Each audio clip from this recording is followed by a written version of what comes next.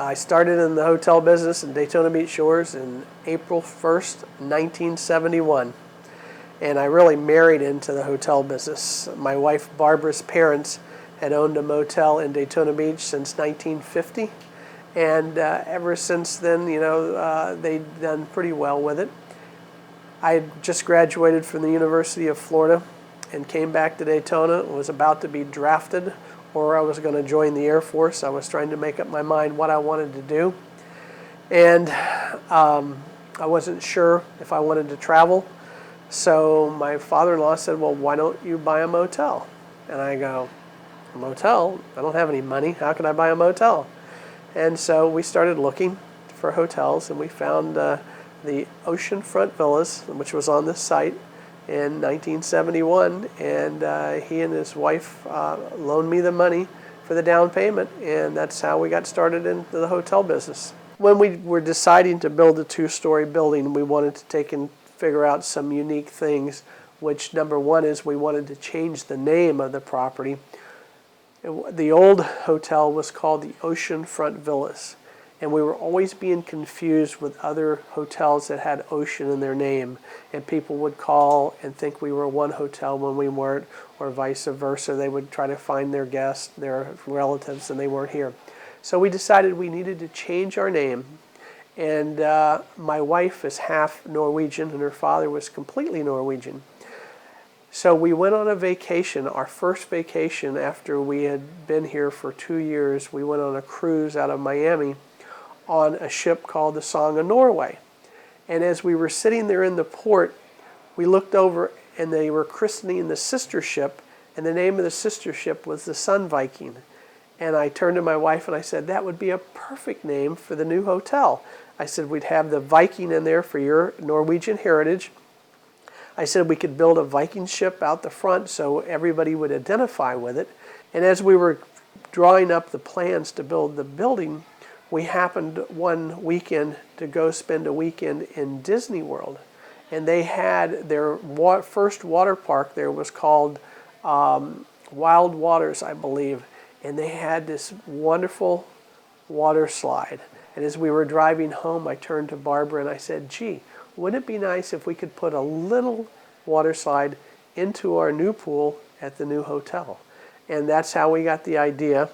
When we finished the building in 1979, became our trademark, and ever since then we have always marketed towards the families vacationing here in Daytona Beach. Things have certainly changed. I remember when I first got here back in 1971, we had cottages and hotel rooms, and that's the way most of the hotels were built, were either 1 or 2 story hotels and mostly cottages. And of course there was an organization called 2000 Cottages, which we belonged to early on, and that's what we marketed to all the people up north.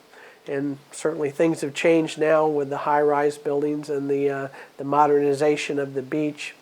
But one of the interesting things along the way was the impact that Disney World had on us here in Daytona Beach Shores. When I first bought the hotel in 1971, that was the year that Disney World was opening. There was a lot of speculation on either it was going to be a windfall for Daytona hotels or it was going to hurt them because everybody be staying in Orlando. Well, as history had it, it was both. When they first opened, it was a windfall for the hotels in Daytona Beach and Daytona Beach Shores because they didn't have enough inventory in Orlando. So I would say probably 75% of my guests were either on their way to Disney World or staying here and driving to Disney World. And that happened for the first 5 or 6 years.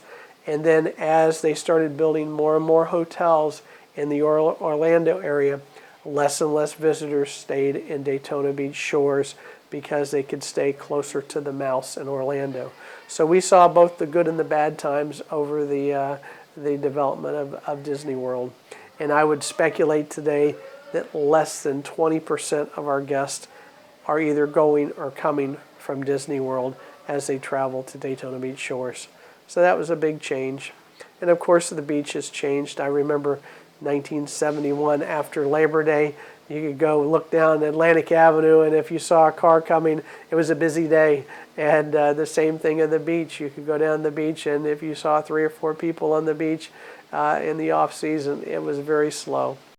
This is 2009, and it is a very tough year. I've been in the business 39 years, and it's as tough as I've seen it. With all the unemployment, people don't have the dollars to travel, and therefore they're not going on vacation. So I'm hoping that 2010 things will turn around and we'll get back to normal, that our occupancies will increase, and I'm optimistic about the hotel industry in the future. I think that, we have one of the most beautiful beaches here in the state of Florida, and I think we have a great location, and I think that, we will do well. The beach has certainly changed over the years. It's certainly become, much more crowded, if you will, with both buildings and people, but it's still a beautiful beach, and I think we've done a very good job of developing it along the way. It's never perfect, but it never will be, but I think we have a wonderful site here, and I've enjoyed the 39 years, and if I had to change anything, I don't know what it would be.